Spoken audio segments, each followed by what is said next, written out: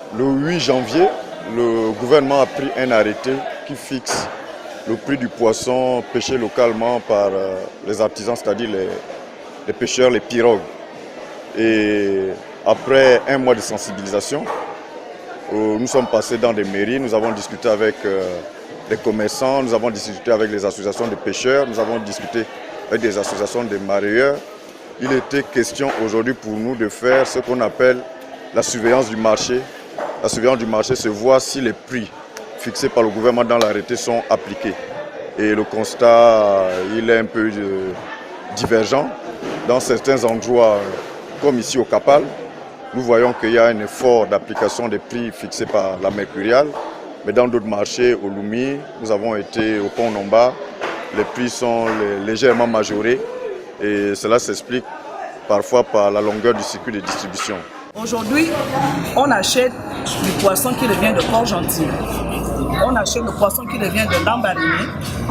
Peu de petits Gabonais qui se débrouillent ici, qui amènent 10 ou 15 kilos.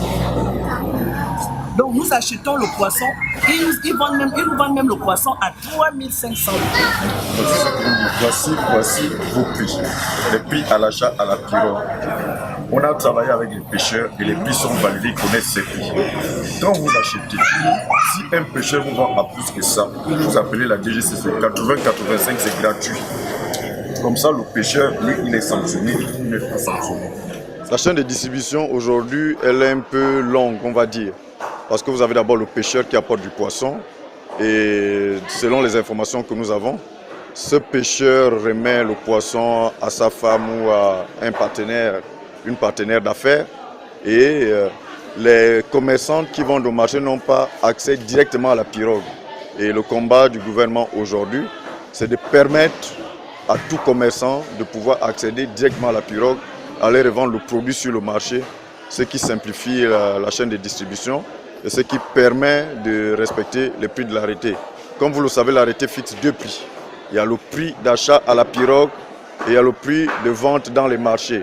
Donc si les commerçants qui vendent dans le marché n'achètent pas au prix fixé par l'arrêté au niveau de la pirogue, elles ont du mal à respecter à leur tour le prix fixé par l'arrêté au niveau des marchés.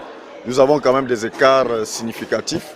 Aujourd'hui, le kilo de poisson pêché localement, le plus cher doit coûter 3300. Nous avons vu des kilos de poisson à 3500. À certains endroits, on nous dit même que ce kilo de poisson est à 4000. Et il y a autre chose que nous devons vérifier, c'est si toutes les commerçantes utilisent les poids de mesure, c'est-à-dire la balance, dont la vente totale est, on va dire, proscrite. Il faut qu'aujourd'hui, lorsque vous vendez du poisson, vous puissiez utiliser les balances. Le message aujourd'hui chez les commerçantes, c'est qu'elles ont un problème au départ à la pirogue, que la pirogue ne respecte pas forcément les prix indiqués dans l'arrêté. Dans ce cas, ce que nous leur disons, elles sont d'abord des consommateurs quelque part. Et si les prix ne sont pas respectés à la pirogue, leur devoir est de dénoncer des prix, de saisir la DGCC et de nous dire tel ou tel pêcheur ne respecte pas les prix. Dans ce cas, l'administration se retourne tout simplement vers le pêcheur et non pas à ne pas le dire.